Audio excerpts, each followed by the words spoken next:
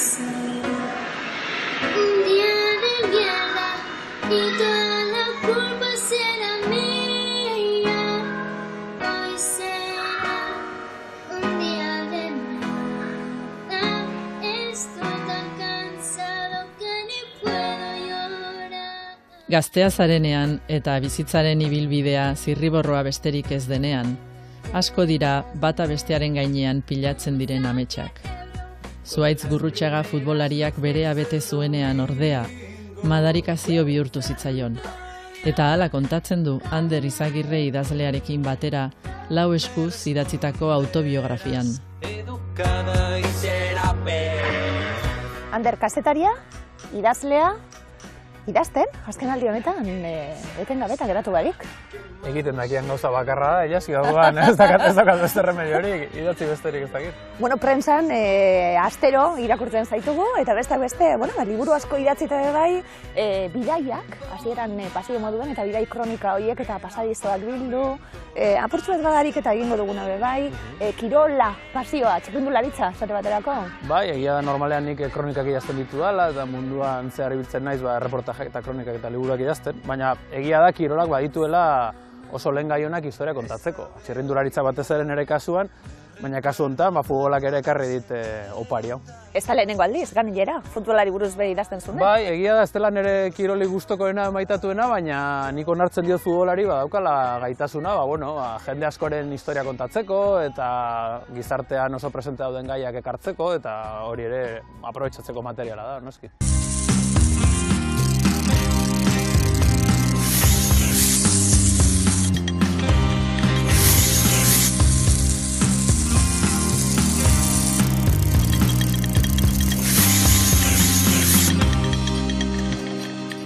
Ander, saritua bai, bestak beste, Kolonbiari buruzko zure lanak eta kazetari lanak sarituak, eta gero, Euskadi Literatur saria bai, Potosi ensaioagatik eta bar.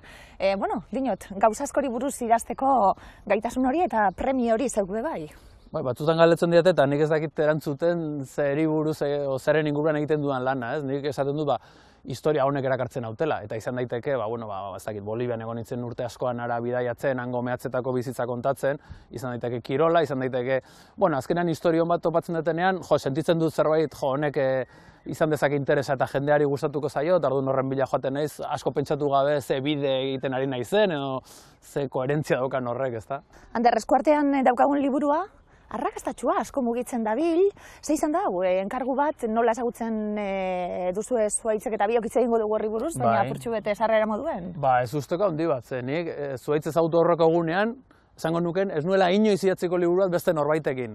Idazlea oso tirano izaten da, zure arago dauzkazu, ez diozu inori utziko negoziatzen nola egin behar diren gauzak, baina Zuhaitz Gurrutxaga etorri zitzaidan, bere bizitza kontatu nahi zuela esanez, hasi zitzaidan kontatzen pixka bat, eta benetan txunditu egin ninduen, eta nire 2023ko planak aldatu egin dituen goitik bera, ez dudalako askotan izan horrelako historia bat eskuartean.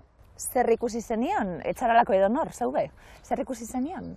Zuhaitzek egiten duena da ireki ate bat, normalan ikusten ez ditugun gauzak biztan jartzeko, futbolari profesional batek zer daukan zelai batera sartzen denean. Berak oso gaizki pasatu zuen, osasun mentaleko arazoak izan zituen, beldurrak, porrotak, eta oso gauza dramatikoak direnak gainera kontatzen ditu oso modu komikoan. Ni barrez lehertu nintzen, berak bere bizitza kontatu zidanean 3 orduz, gure lehenengo bileran, eta etxera bueltatu nintzen pentsatuz, baina zeri buruz egin den dik barrez, oso gauza dramatiko bati buruz. Orduan, kombinazio horrek erakarri ninduen asko, komedia eta tragedia aldi berean kontatzea. Badauka, liburuak bai, noski, tarteka, gauza gogorrei buruz berbetan egongo gara, eta, baina harintasun bategaz eta hemen historiak aurrera egiten du, eta, aria jarraitzen zure bai, ezta? Nik uste dut umorea oso gauza serioa dela. Umorea bizitzan jarrera bezala uste dut onuragarria dela, baina narratzeko ere, gauzak ikusteko bere perspektiba, bere neurrian jartzeko puntu egokia dela iruditzen zait. Eta gauza gogorrak umorez tratatzeak ez du esan nahi errespetu faltaz tratatzen direnik. Batez ere Zuhaitzek bezala bere buru azparra egiten duenean. Honek laguntzen dio distantzia bat hartzen eta hainbesteko sufrimendua eragin zion problema bat azaleratzen. Txapeldun izateko, gaitasuna guztiok ez daukagu bez. Txapeldun orde, ez da txarra bez, Bai, hori da, niretzat gauza deigarrienetako bat, ez? Zuaitzen kontatu zidan, liga irabazteko zorian, realean ari zenean, berak ez zuela txapeldun izan nahi. Ez zuela jasaten txapeldun izateko ideia hori, ez? Hori oso deigarria da, ez? Gizarte honetan, arrakasta eta txapeldun izatea oso estimatua da, baina badago jendia ezin duena horrekin, ez? Txapeldun orde izatea nahiago duela, eta hortik abiatzen da liburua, bai. 11 urterekin txapeldun orde nintzen, eta zoriontsu sentitzen nintzen. Elgoibar bezalako herri txiki bat Gipuzkoako finalera sartzea lortu genuen. Balentria handia, eta horretaz gain 4 gol sartu nituen. Oso pozik nengoen. Ander, azaletik ikusiko dugu, futboleko baloia 1000 puskatan apurtuko da. Amets bat bebai, mutil gazte baten ametsa, txapeldun orde, gero, zirkulua itxiko dugulako bizitza aurrera doa, eta bizitza aurrera doalaren seinale liburua bebai. Ametsa utzi baino lehen, bitxiena da, Zuez Gurrutxagak ametsa bete egin zuela, eta ametsa betetzeak ekarri zion, bizitza izorratu zion, hori da bereziena, ez? Batzutan guk gehien desiatzen duguna, bihurtu daiteke gure kontrako maldizio. Txapeldun orde, futbol txapelketari dagokionez, baina bizitzan eta bere zereginetan, eta bakoitza horri identifikatuta sentitu algara bai, ezta? Zuaitek esaten du leku erosoa dela txapeldun orde izatea, bizitza kontatzeko, umorea egiteko batez ere, ze dena irabazten duena, mirestu dezakegu, baina ez dakita inbesteko interesa daukanik, ez? Txapeldun ordea aldiz da, bizitzan gauzak nahiko ondo egin dituen norbait, eta nahiko goian dagoen norbait, baina azkeneko momentuan beti gertatzen da zerbait gloria hori izorratzen duena, ez? Eta porrotak hartzen duena, eta pixkat, denoi gertatzen zaiguna, inori ez zaigu dena perfektu ateratzen. Zer dauka liburuak, Ander? Leku askotara iritsi da eta jende askoren gana iritsi da. Liburua dauka oso istorio berezi bat. Nik inoiz entzun ez nuen istorio bat, ez? Futbolari profesional batek kontatzen ditu futbolaren barruko tripa horiek, baina horrez gain kontatzen du, beldurra, kezka, ezintasuna, gazte batek presioa nola ezin duen jasan, hori nola bihurtzen den osasun arazo bat, arazo mental bat, eta kontatzen du hori porrotaren ibilbide bat modu komikoan, eta ulertzen dugu zer gertatu daiteken, prestatuta ez gaudenean presio publikoa jasateko, nola lertu daiteken baloi bat, buru bat, eta horrek zer ekartzen duen.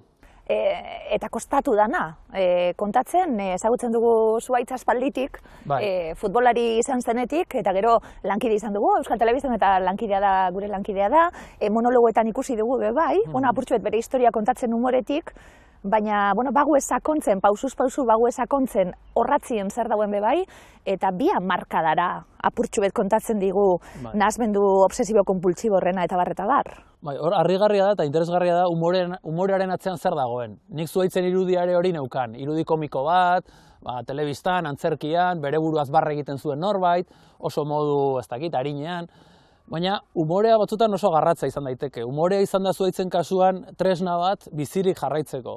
Zergatik, oso gaizki pasazuelako, oso gauza larriak jasan zituen inori esan gabe, oso gauza sekretupean mantendutakoak, osasun mental hori. Eta orduan, umoreak balio izan diori kontatzeko, orduan, oso interesgarria da guk parre egiten dugunean zeri buruz egiten diogun parre, ez? Kasu honetan konturatzen gara, oso gauza larri bati egin diogu. Baina hori ez da errespetu falta, hori ez da serio ez hartzea, hori da bere neurrian jartzea. Oso jokabide argi, azkarra iruditzen zait.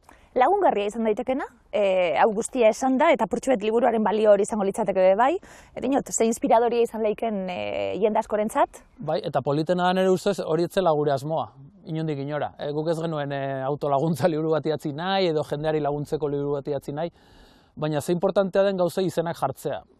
Zuaitze kontatu duenean, zer gertatzen zitzaion nahasmendu obsesibo-kompulsibo horrekin, ansiedadea, depresioa gauza horiekin, gertatu zaigu, jendea hurbildu zaigu, identifikatuta ikusi duelako bere burua, eta badakielako esplikatzen bere familian, bere inguruan, zer ari zaion gertatzen. Beste norbait ere gertatzen zaiolako.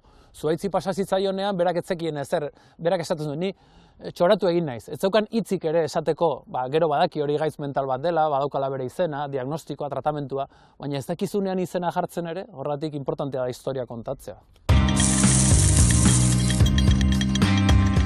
Azken bolada honetan, irakurri ditudan liburuen artean, benetan gomendagarria da Iñigo Redondoren Todo esto existe, bilbotarraren liburua, benetan topatu nun nahi gabe, liburutegian hartu nun, eta hasi eta berehala kontuatu nintzen oso interesgarria zala, gainea Ukrainian garatzen da, baina justo Txernobileko istripua izan zenean, baina orain zoritzarrez guztiontzako ezagunak dian lekuetan kokatzen da historia eta benetan hunkigarria da eta intriga mantentzen du momentu oro eta benetan nik uste denok irakurri beharko genula, zen fijo zuen gustokoa izango dela.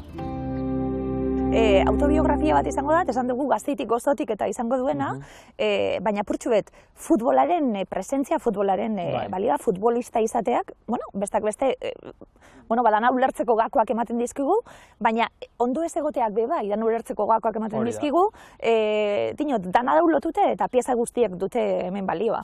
Bai, egia da futbolari izateak privilegio asko ematen dizkiola futbolariari, oso gaztetan diru asko irabazten du, hori ukaezina da.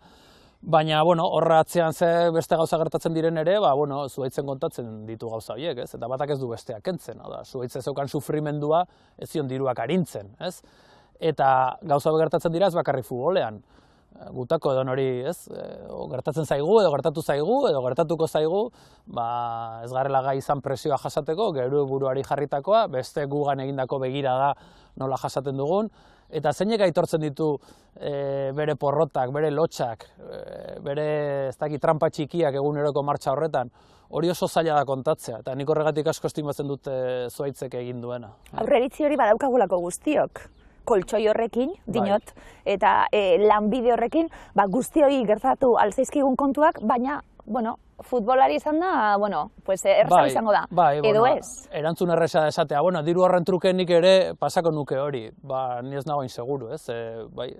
Ukaezina da diru hori alde eukiko duela futbolari batek, psikologo bat ordaindu dezake, baina egian gero ez dio lagunduko, ez? Depresio batean murgilduta dagoenean, edo nasmendu obsesio konpulsiboa daukanean, diruak ez dio lagunduko, orduan batak ez du bestea kentzen. Nolako prozesua izan da zuretzat, apurtxu bete esan dugu, Ander, basabiltze gauza askotan egiten eta gauza asko egiten, gauza asko idazten eta esan duzu, zuhaitzekin topo eginda esan zenuela, aparkatuko ditut beste kontu guztiak eta honetan murgilduko nahi. Bai, oso prozesu harina izan zen, nik ez nuen inoiz espero liburu bat idatziko nuenik beste norbaitekin, baina zuhaitz oso kontalari ona da. Niretzako zorionez ez da idazlea, orduan idazle bat behar zuen, baina oso kontalari ona da. Orduan berak egiten zuena zen, testu jarrai bat idatzi bere bizitza osoa kontatuz, atalez atal, niri atalak pasatzen zizkidan, nik irakurtzen nituen, gero elkartu egiten ginen normalean nire etxean, eta elkarrezketa luzeak izaten genituen. Nik galdera asko egiten nizkion, berak kontatutako historiei buruz, detaileak ateratzeko, lantzeko, elkarrezketa horietan gogoetak ere ateratzen ziren, zuhaitzek idatzi ez zituenak, oso interesgarriak. Material horrekin nik idazten nuen nire lehenengo bersio bat. Zuhaitzi bidaltzen nion, eta bera, hasten zen hor zuzentzen edo proposatzen, eta halako pinpon bat egiten genuen kapitulu guztiekin, hori izan zen pixka bat prozesua. Hori izan da lau eskutara egitea. Bai, azkenean deskubritu ez zer den liburu bat lau eskutara idaztea, bai. Suposatzen dut, dinot, harreman honien eta giro honien, ez talako baina erreza, batentzat, lehenengo pertsonan kontatuta datorren historio bata, eta apurtxu bet, zure aportazio guztiak bere ahotan jarri behar da. Nik uste dut gakoa hori izan dela, elkarrekin oso ondo moldatu gara, eta uste zuhaitzek bilatu ninduela, berak nire liburu batzuk irakurri zituelako, eta umorea eta historia kontatzeko modua pixkat bat zetozelako bere moduarekin, ez? Eta oso ondo pasa dugu, hori esan behar dut, nik gutxitan pasa dut hain ondo liburu bat idazten, naiz eta batzutan gauza dramatikoak izan, eta ni saiatu naiz batez ere zuhaitzen ahotsa, liburuan zuhaitzek hitz egiten du lehenengo personan, orduan nik idazten nituenean pasarteak, etengabe neukan zuhaitzen ahotsa buruan, telebistan ikusi dutelako edo antzoki batean ikusi dutelako oso presente neukan ahots hori, baina zuhaitzek ados egon behar zuen hitz egiteko modu horrekin, edo bere buruaz barra egiteko modu horrekin, orduan, nik zuhaitzen ahotsa buruan sartuta, hilabete horietan ez nuen beste inorena hainbeste entzun, beti neukan bere hemen sartuta, bai. Gogoratzen zu, noiz ezagutu zenuen, eta berak noiz ezagutu zintuen, dinot, nola aukeratu zarete proiektu honetarako? Oso polita da, nik estadioan ikusten nuen jokalaria zenean, baina gero personalki oso gauza polita da, holako programa batean kontatzeko. Joan ginen liburu aurkezpen batera. nik aurkeztu behar nuen lagun baten liburua. Ez zan inor etorri, hemen Donostian, ez zan inor etorri. Zuhaitz etorri zen entzule bezala. Eta hor dago joan ginen egilearekin zerbeza batzuk hartzera. Eta horri eskerrak, porrot horri esker, egon ginen taberna batean kontu kontari. Eta handik hilabete batzutara, berak idatzi zidan esanez asmoa zeukala. Baina honen aurretik, behin bakarrik egon ginen nola elkarrekin, eta izan zen hori. Porrot egin zuen liburu aurkezpen baten ondorengo zerbezak hartzen. Aspaldi irakurri nuen Marguerite Duras idatzi liburua. Eta han, akordatzen naiz nola txunditu ninduen oso emakume baten ahotsa zala, nola ia gorputzetik ere idazten zuen edo aipatzen zuen zer zan idaztea, eta etxeak zuen presentzia, berak erosi zuen lehenengo etxeak zuen presentzia, horrek ere txunditu ninduen, ze azkenean etxea zan iaia gorputzean integratuta zuen objektu bat bezala, ez? Eta, liburu hori geratu zitzaidan nolabait. Gaur egun ez dut inon ikusten, lagun bati utzi nion, Julio Llamazarezen Enbabia liburua. Saiakera moduko bat, memoria ariketa, ederra, eta gustatuko litzaidak norbaiteko paritzea. Aipatuko dut Miguel Hernandezen antologia poetikoa oro har, berak piztu zidan pixka bat poesiarako arra. Gaztelaniako irakasleak 15-16 urte nituela irakurri zigun Ramon Sigeri Miguel Hernandezek idatzitako elegia ospetsua. Eta, zerbaitek krak egin zidan barruan eta ari esker hasi nintzen poesia irakurtzen. Eta, asko zor diot. Jaengo andaluziarrok, olibazale gorenak. Norrote, oliba adarrok, gora altxatu zituztenak. Galdetu behar dizut bai bat eta bai bestia ezagututa, galdera datorkigulako gazteleraz egin dugun irakurketa bat izan da. Zergaitik ez liburu euskaraz kaleratu edo behintzat bi hizkuntzatan? Nik euskalduna naiz, baina nik ondoen manejatzen dudan hizkuntza gaztelera da. Etxean hitz egin izan duguna, eta nire ikasketak, eta nire lan gehiena gaztelera zain izan dut, nik liburuak gehienetan gaztelera zaiten ditut. Zuhaitzek, berak ere, urte asko pasa izan ditu kanpoan, eta berak ere sentitzen zuen gazteleraz kontatzeko gogo hori modu naturalean, ez? Bere bizitza horrela entzuten zuelako, edo ulertzen zuelako. Eta umorea egiteko ere gazteleraz berak esaten du, badaukala puntu bat, euskeraz baino beto egiten duena. Oso modu naturalean erabaki genuen biok, eta hasieratik oso argi ikusi genuen. Berak horregatik ere deitu zidan, nik gazteleraz egingo nuelako berarekin liburu hori. Hasieratik, hizkuntza bietan usten zuelako historiok, ezta? Hurbiltasunen gaitxik eta gertutasunen gaitxik. Modu naturalean berak horrela kontatu nahi zuen, eta ni hobeto moldatzen naiz, nire liburu batzuk euskeraz daude, Julen Gabireak euskeratzen ditu, nik ez nuke emango Julenek ematen duen maila euskeraz, nik hori oso argi daukat, orduan nire kasuan argi dago. Beste kontu bada, ea euskeraz ere egin daiteken, nahiko genuke noski, horretarako behar da argitaletxe bat hori bultzatzen duena, eta itzulpen hori egin norbaitek euskera ondo nik baino beto erabiltzen duen norbaitek egitea, eta hori nahiko genuke, beste liburu batzuekin gertatu da, ea honekin ere gertatzen den, noski. Esaten badugu, zeri buruzko liburua dan, iruditzen zaidalako horren beste azpigai ditu. Arrakastari buruz hitz egingo dalako, eta hemen esaten gabiltz, txapeldunez naiz geratzen, baina gian aurrera egiteko gaitasuna izatea bada txapeldun izatea bai. Zer da arrakasta, zeri buruzko liburua da, zeri buruz hitz egingo dugu? Oso komplikatua da esaten. Biografia bada, autobiografia bat, Zuhaitzak bere bizitza kontatzen dut, horra inbeste gauza daude, baina, futbola dago, eta futbola da gizarte honetan presentzia ikaragarria daukan jarduera bat, neurriz kanpokoa, eta horregatik ere interesgarria da ikustea zer dagoen benetan horren atzean, eta ze alde ilun dauzkan. Eta gero, futbolaz kanpo, balioko digu baita ere, zalantzan jartzeko zeri deitzen diogun arrakasta, ez? Igual publikoki ematen du batzutan, zenbait gauza lortzea arrakasta dela, baina gero horrek bizitza izorratzen badigu hori benetan arrakasta izan da, pixkan neurri hartu behar diogu horri, ez? Eta gure buruaz obsesionatu, besteen begiradaren menpe dagoen arrakasta hori bilatzen. Ez dut filosofia merkerik egin nahi, baina geure buruaz komentzituta egon behar dugu zer nahi dugun, eta non gauden gustora, ez? Utxe egiteko beldurra dago bai, asko.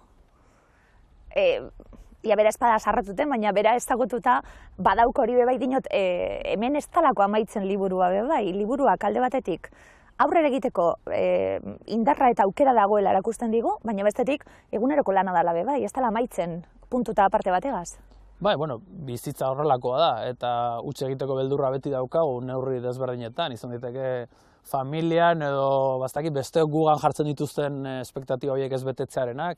Futbolaren kasua oso berezia da, milioika lagun daudelako begira, da muturreko kasua da, baina denok jasaten dugu hau, ez? Eta hori kontrolatzen jakin behar dugu, eta batez ere besteak epaitzen ditugunean beti kontutan hartu ez degula dena ondo ezagutzen, eta empatia pixka bat izan behar degula, ez? Oso errez jotzen dugu gaur egun besteak kritikatzera, ez dakit, mendeku txikiak hartzen ditugu, sare sozialetan, eta gure gustokoa ez den norbait jipoitzen dugu oso erraz, kontu pixka bat beharko nukela uste dut.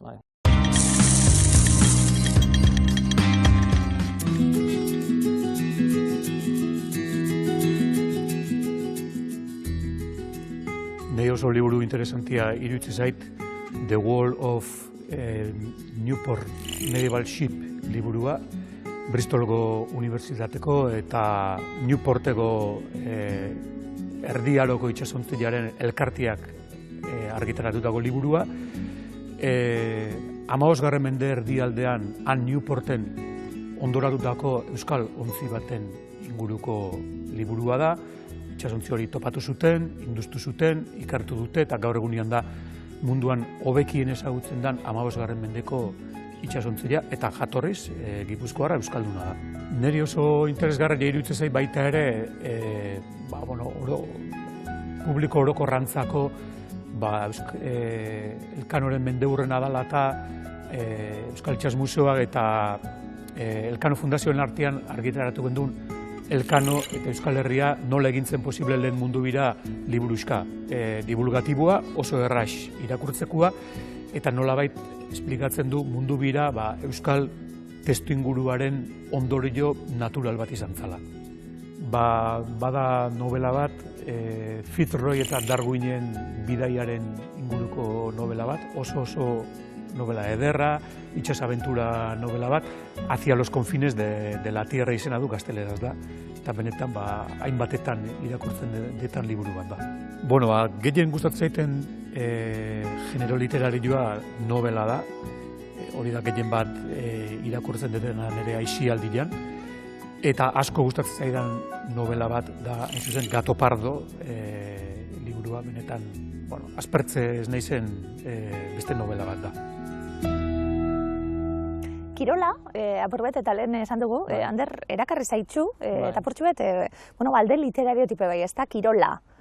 Kirolariak, eroiak izan daitezke gizarte honetan, horrek dakarren pisu guztiarekin, kirola irabazi galdu, dinot, metafora handiak dira gure egunerokorako, gizarterako. Kirola oso lehen gai hona literatura egiteko, ze horra agertzen dira giza portaeraren aukera guztiak, ez? Badaude historia oso optimistak izatekoak, edo badaude trampak iruzurrak egiten dituztenak, badaude gauza ilunak, joko bat da, guk gizakiak espezie bezala fikzioa maite dugu, eta literaturan, kirolaren eretza da fikzioaren aldaera bat. Hau da, gure aldartearen zati bat jartzen dugu adibidez futbol talde batean, eta gure futbol taldeak galdu egiten badugu, jendea benetan asarre edo minduta joaten dena lanera hurrengo gunean, eta ez da bere bizitzan eragin zuzen egiten dion zerbait, baina hori ezin dugu baztertu, ezin dugu mespretxatu, gaitasuna daukagu fikzioa egiteko, eta kirolean islatzen ditugu gure itxaropena, gure gogoak, ez guk egiten dugun kirolean, besteek egiten dutenean, hori oso fenomeno bitxia da, hori animaliek ez dute egiten, animaliek ez dute pelikularik, libururik eta kirolik egiten, ez? Talde izaera hori ematen digu bai? Bai, hori futbolak badauka, niri itzaidan hainbeste gustatzen, ez? Baina horrek ematen dio potentzia soziala, futbola da gure taldea bestearen kontra, gure hiria beste hiriaren kontra. Niri txirrindularitza gustatzen zait, eta hori ez da hainbeste gertatzen. Nik txirrindulari bat izan dezaket gustokoa, baina bestea ere txalotuko dut, eta nire txirrindulariari garaipenak kentzen diona ere txalotuko dut. Hori gehiago gustatzen zait, baina egia da, futbolak daukala tribua sortzeko indar hori. Dinot, ez garelako eskapatzen inor horretatik, eta oso interesgarria da berak esaten duenean futbolari profesionala naiz, ate asko zabaldu dizkit horrek, eta etorkizunera begira bai. Baina bere, ibilbidea egiten duen, eta kontatzen du zergaitik hori guztia bai, baina musikari, idazten hasten da, poemak, hortik, telebistako saioak aurkezten eta bar, sasi intelektualerako bide hori egiten duenean, alderantziz dalako, zurelako pertsona bat, ustez, dinot, idazle intelektual bat, zer erakartzen digu, hor, badagoelako aldebizek bai, guzti horaukagu guztitik. Bai, noski, eta niri asko gustatzen zaizkit kapitulo horiek non zuhaitz ari da Zamoran edo Ballekasen eta ari da bere burua bilatzen. Eta sortzen ditu personaiak, hor ere fikzioa egiten du bere buruarekin. Hor, Zamoran adibidez, berak, defensa bezala jokatzen zuen, eta bazeukan fama defensa gogorrarena, ez da, utzi zuen olako gandor batan eta belarritakoarekin, eta olako estetikoki ere, pixka makarrila itxura hartu zuen. Baina gero, Zamoran bertan, erosi zuen pipa bat eta sombreru bat, eta joaten zen poemak idazten, kantak egiteko orduan, oso deigarria da zuez nola saiatzen den personaje bat bilatzen, ni nor naiz, zer naiz, futbolista bat ostikoak ematen dituena, baina gero poemak idazten dituena Zamoran eguzkia nola sartzen den ikusten, antzerkia egiten hasten da, musika egiten hasten da, bilaketa bat da, ez? Eta oso modu agerikoan egiten du, denok pixka bat egiten duguna, fikzioa, antzerki pixka bat, gu zer gera. Beste hori zer erakusten diogu, ez? Hori futbolari batek ere egiten du kasu honetan. Ederra dabe bai, gero, lagun egiten dalako, futbola gorrotatzera iristen da, eta, bizitza hausten dion gauza bata, eta gero, lortzen du, ez da. Badau ari asko, gero izten doazenak, kontatzeko era bat izan da, segurazki aukeratu duzuena, pertsonaiak gaztetatik agertuko direnak, baina historia bat, izteko baliogarriak izango dira, da bestak beste hori, estadiora, bertan amets gaizto guztiak anoetan eta ja momentu baten monologoarekin iristen naiz, bakeak egiten ditut, neure buruarekin, badago horrari asko arilkatzen duzenak historia osoan zehar. Bai, gainera pertsonai horiek aldatu egiten dira, hasieran agertu daiteke Iker Casillas bat, futbol munduan izan dena ikono bat.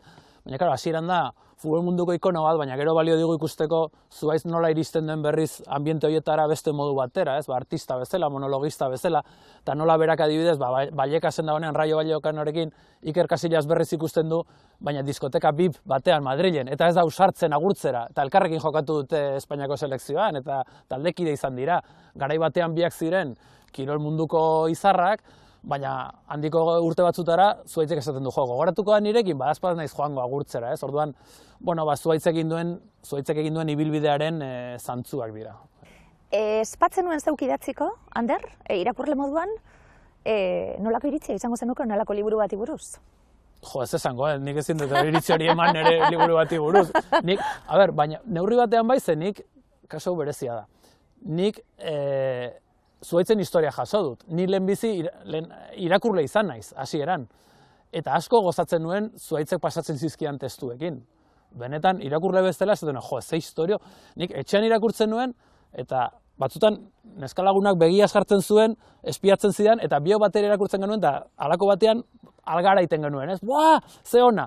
Irakurle bezala nik gozatu dut asko historio honekin. Eta horregatik erresa izan da, idazle bezala, gero hori, fintzea, lantzea zuhaitzekin batera. Orduan nik idazteko lehenbizi, ez dakit, nire onespena eman diote irakurle bezala. Elena, Alberto, Leire eta gure protagonista Gorka Pirinotara joan dira. Misteriozko liburu honek laukoteak neskari laguntzeko pasa behar dituzten abentura kontatzen ditu. Eta liburuak zailtasunak dituzten jendeari behar duten laguntza guztia eskaini behar diegula esatea. Liburua interesgarria iruditu zait alde batetik pertsona batzuk bizi izan behar dituzten arazoak aipatzen dituelako eta bestetik abentura polit bat kontatzen duelako. Bueno, kontatu gana gustatu bat zaizu edo interesa balin badaukazu, joan gertuen daukazun liburutegira edo liburu dendara eta irakurri ezazu liburua. Zara da mutuko. Lehenengo aldia izan da? Ander olako enkargu bat egiten zenuena? Nik enkargu zidatzi ditut liburuak, baina bere bizitza kontatu nahi duen norbaiten kasua lehenengoa izan da onartu detena. Ze badakizu idazle hori gertatzen zaigu, jende asko etortzen zaigu, kriston historia kontatzeko eta egin behar duzu reportaje bat edo novela bat, baina inoiz ez gertatu bai lehenengo aldia da norbaitek konbentzitzen nauena bere bizitza kontatzeko. irizpidea zein da, onartzeko hau? Dinot, hemen esaten gabiltzelako, berak onartu behar du zuk proposatutakoa, baina suposatzen dut, zuk ere defendatu behar duzula kontatzen ari zarana. Bai, bueno, oso erresa izan da. Zuaitzek eskatu zidan, nik idatzi zidanean proposamena egiteko esan nion, nik beste plan batzu dauzkat, noiz egin nahi duzu, pixkat hotz erantzun nion. Proposatu zidan taberna batean gelditzea hemen Donostian, 3 ordu egon zen bere bizitza kontatzen, taberna horretan, eta nik 3 ordu pasan dituen hau zabalik. Etxera bueltatu nintzen eta esan nuen, ze historia dagoen hemen, ze gogorra eta ze komiko aldi berean. Ez nuen asko pentsatu teorikoki, bueltatu nintzen etxera, historion batek sortzen duen zirrara horrekin, eta pentsatu nuen, nik sentitu badu, segurazki irakurleek ere sentituko dute. Badago liburuan, suposatzen dut, monologoan agertzen ez dien kontakizun eta gauza asko. Batzuk oso gogorrak iruditu zaizkit, dinot, gazteitik eta gozotik esateka biltz, oporretan kuadrilarekin berak uste duenean oso txarto dagoela, Benidorren, eta, bueno, bada espada hartuko dugu apartamentu baju bat oso ausarta da, eta segurazki beste formato baten lekurik ez daukan kontakizunak egongo dira liburuan. Bai, bueno, hor kasu hortan esplikatu behar da apartamentu baju bat nahiago duela, ze 22. solairuan ematen dieta apartamentua eta burutik pasatzen zaio salto egiteko aukera. Ez gogoa, baina bai aukera hori. Eta, suizidio agertzen da hor, harin, ez gai bezala. Eta lako gauza asko. Sexu adibidez, niri oso importantea iruditzen zait liburuan. Beti esaten dugu, erdi txiste moduan, liburua saltzeko sexu asko dagoela liburuan, oso txarra baina asko, hori esaten dugu, baina egia da, eta oso importantea da esatea, 21-22 urteko mutil bat, diru asko irabazten duena, lehenengo mailako jokalaria delako. Guapua, fama daukana, ligatzeko aukera pila bat, errestasuna ligatzeko.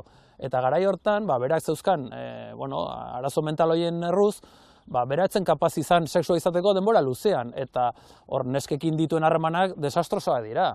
Eta normalean, ez dakit, gizonezko batez ere, lotxa sentituko genuken olako gauza kontatzen. Oso importantea iruditzen zait irudi ere ematea, ze izan daiteke, olako macho garaile bat, futbolista bat, 22 urte, guapo, diruarekin, gero, hankaz gora jartzen zaio dena, ez? Orduan, olako gauza kontatzea ez da morboagatik, da berriz ere azaleratzeagatik ze problema egon daitezken, ez bakarri futbolari baten aldetik, ez? Ze gizonezkok onartzen dugu gatillazo bat, edo ez dugula gogorik izan sexua izateko, edo ez du, olako gauza asko daude liburuan, ezin egonak, kezkak, beldurrak, hori baliotxo iruditzen zait. Eta gero izen propio horiek, apurtxu bat esan dune, futbolari ezagunak, berarekin topo egin dutenak, entrenatzaile asko be bai, aspaldikuek, dinot, alde horretatik irakurketa atsegina izan leike? Begira, esango dut horri ere izan zela nik gomentzitzeko beste arrazoi bat, horre personaia sekundarioen panorama hori oso aberatsa da. Eta oso erakargarria, Javier Clemente, edo Toxak, edo Litxun Zukorearra, edo Bustamante kantaria, zuaitzek ezagutu ditu personaje famatuak, ez? Eta beti, oso egoera berezieten ezagutu ditu. Edo oso barruan bizitakoak, aldagela batean nolakoak ziren harreman horiek, gu normalean ez ditugu ikusten, futbolak beti filtro asko jartzen dizkigu. Zuaitzek kontatzen ditu oso barrutik, edo oso egoera batzutan ia erridikuloetan, orduan, divertigarria da ikustea, nolako azan Clemente aldagela batean, edo Toxak, edo, hauek ez. Zesaten diozue bata besteari, liburuari buruz, dinot, liburuak egin duelako bere ibilbidea, eta edizioetan behaurrera doa, eta jendazko dabile liburua irakurtzen, zeuek geratu, zerbesatxo baten bueltan, alkarri begiratu eta esan lana ondo eginda? Geratu ez, elkarrekin gabiltza etengabe, zorionez, liburu aurkezten gabiltza batetik bestera, eta ditzen gaituzte leku askotatik, eta nik zuait nire eskalaguna baino gehiago ikusten dut azkeneko hilabetetan, orduan ez dugu gelditu behar. Alderantziz, batzutan saietzen gara guna, aste honetan ez gara egongo, ez bidali mezurik WhatsApp bidez. Baina esan badut hau, benetan, hau serio esango dut, opari handia izan dela liburua idazteko aukera, baina baita ere zuaitz ezagutzeko aukera, eta oso lagun egin gera, eta oso antzeko humorea daukagu, eta ja liburuaz haratago, hain dugu harreman personal bat, niretzat oso importantea dena, benetan denbora gutxian oso lagun egin gera, eta orduan, hori ere asko da, bizitzan zaila da lagun berriak eta onak egitea, hori ere mandit liburunek. Berezia da, Torregaraik idatzi eta Zaldierok ilustratu duen mikroipuin liburu hau. Eta ez soilik tamaina edo edukiagatik, baizik eta unibertso virtualetik paperera ekarri dutelako bien arteko elkarlana. 16. mendeko konkistatzaile espainiarrak Brasilera iritsi zirenean, bertako emakume gerrariekin egin zuten topo aurrez aurre, Amazonekin. Mitologia eta errealitatearen artean garatu du egileak kontakizuna, eta Josu Zabaletak ekarri du euskarara. Ase Luzarraga musikari eta idazlearen poesia, Xabi Zerezoren ilustrazioak eta Mikel Etxabururen hitzaurrea jasotzen dituen artefaktu arriskutsu bezain jostaria. Baitzegin nahi dut, bidaia kazetaritzaren alde, eztabaidan dagoelako pixka bat, bidaiatzearen ideia bera, jasangarritasunaren aldetik, privilegioaren aldetik, nondik begiratzen dugun, begirada, ez dakit, eurozentrikoak edo kolonialak egiten ditugun, baina nik uste dut beharrezkoa dela, kazetaritzak bidaiatzea, beste gizarte batzuetara joatea, kontatzea gure eredua ez dela universala, gure gizartea ez dela dagoen aukera bakarra. Kronistak beti hori egin izan dute, beste herrialdetatik ekarri, han gertatzen diren gauzak, han beste kezka batzu daude, beste erakunde batzuk, beste historia batzuk, eta guk gizarte bezala ezagutu behar dugu, beste lekuetan zer gertatzen den, ez? Nik behintzat horrela justifikatzen dut lanbide bezala niretzat plazer hutsa dena.